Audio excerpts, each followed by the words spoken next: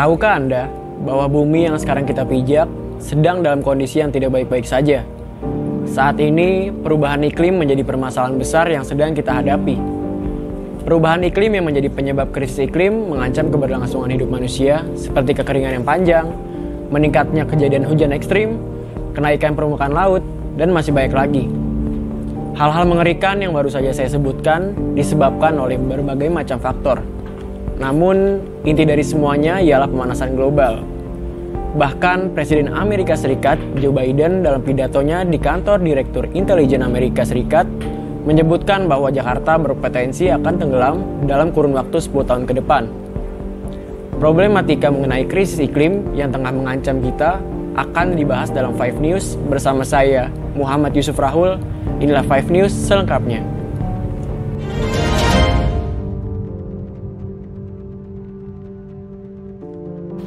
Perubahan iklim mengakibatkan kenaikan permukaan air laut.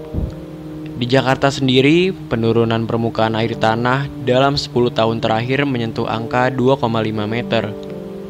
Hal ini menyebabkan Jakarta menjadi kota yang berpotensi tinggi akan tenggelam dalam beberapa tahun setelahnya. Bahkan Jakarta Utara diprediksi akan tenggelam seluruhnya di tahun 2050. Hal ini tentu tak menutup kemungkinan bahwa perkataan Joe Biden mengenai tenggelamnya Jakarta akan terwujud dalam waktu dekat. What happens? What happens in Indonesia if the projections are correct? That in the next 10 years they may have to move their capital because they're going to be underwater. It matters. It's a strategic question as well as an environmental question. Tadi katakan ibaratnya itu krisis iklim itu tuh kayak hantu ya, mungkin hantu gitu. Dia tuh nggak tampak secara nyata terpampang jelas kalau kata ini gitu ya. Tapi dampaknya atau efeknya itu secara langsung kita rasakan gitu sebagai umat manusia.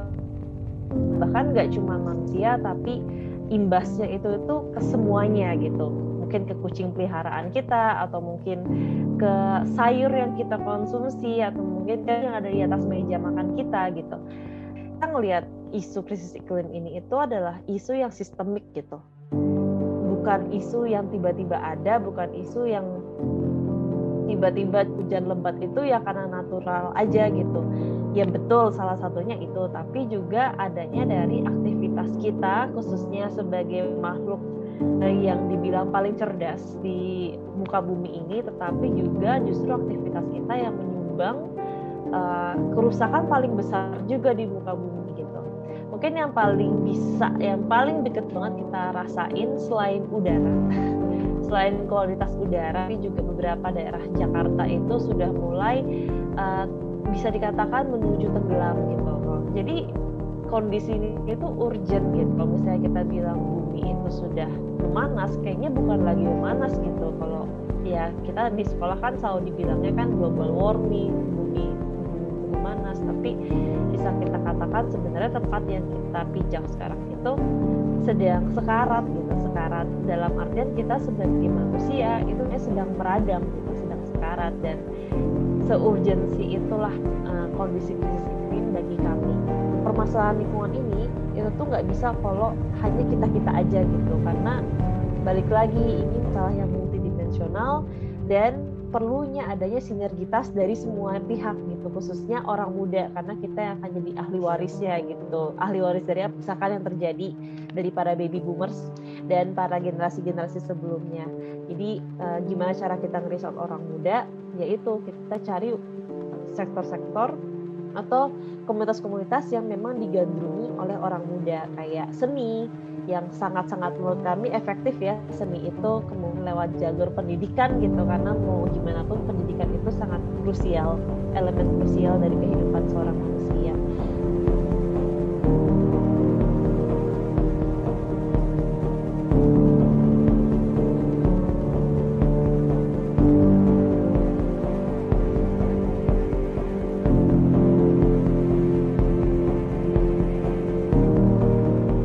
Upaya atau langkah-langkah yang telah pemerintah lakukan untuk menangani kasus ancaman ini yaitu membuat infrastruktur tanggul laut raksasa yang dikerjakan oleh Kementerian Pekerjaan Umum dan Perumahan Rakyat, berupa tanggul pantai, pembangunan sistem polder, sistem monitoring land subsidence, pelayanan air bersih dengan sistem perpipaan, pengendalian pemakaian air tanah, dan juga pelaksanaan kolam resapan air tanah. Selain itu, ada juga pembuatan waduk embung sebagai penampung air hujan. Sebenarnya dampak dari sea level rise ini tidak hanya dirasakan terhadap lingkungan gitu, tapi menurut saya pribadi justru sangat yang cukup krusial gitu, berdampak juga terhadap sosial dan ekonomi. Tetapi ketika kita berbicara tentang lingkungan, maka dampak pertama dari kenaikan sea level rise ini, yang pertama adalah terkait dengan perubahan garis pantai gitu. Jadi dengan semakin secara perlahan-lahan gitu ya adanya kejadian kenaikan muka air laut, maka garis pantai kita itu akan semakin menjorok ke wilayah daratan, dan tentunya hal ini juga akan sangat berpengaruh terhadap karena merubah luas wilayah daratan kita gitu. Kemudian mungkin beberapa dampak lainnya yaitu adanya intrusi air laut yang semakin intens juga, kemudian juga hilangnya habitat perikanan, dan juga rusaknya infrastruktur pesisir ya. Terdapat dua faktor yang menjadi penyebab dari kemungkinan kejadian Jakarta tenggelam. Yang pertama adalah terkait dengan isu atau perubahan iklim.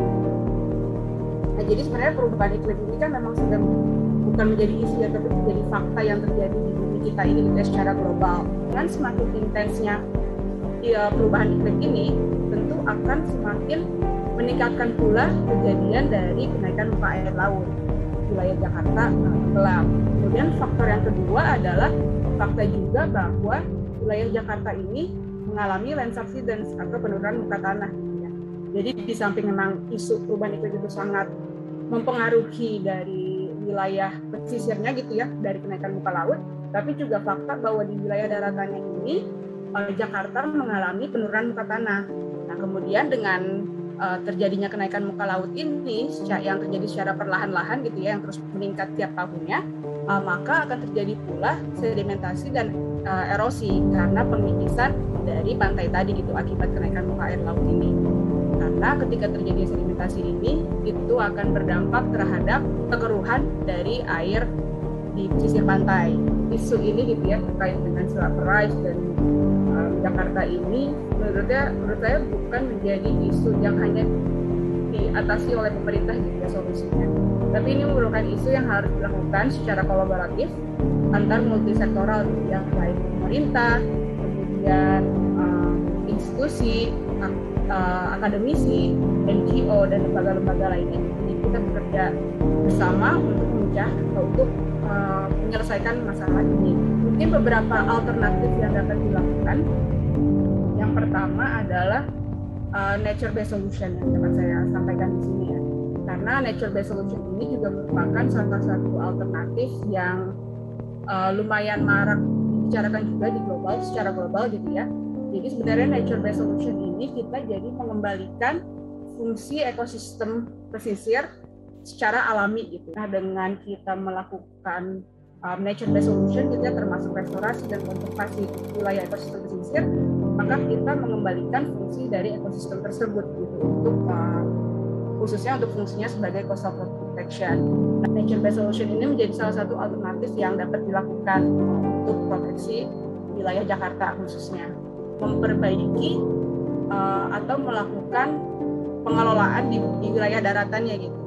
Karena ini merupakan wilayah daratan dan pesisir ini kan mereka saling berkaitan gitu ya. Jadi kita tidak hanya bisa memperbaiki di pesisirnya saja, tapi daratannya tidak kita lihat. Nah, beberapa program atau kegiatan yang dapat dilakukan mungkin perbaikan terkait dengan kebutuhan air bersih wilayah Jakarta untuk masyarakat Jakarta, yaitu dengan tidak menggunakan air tanah. Kemudian yang kedua mungkin memperbanyak wilayah RTH-nya ya, ruang terbuka hijau, untuk dapat penyerapan air.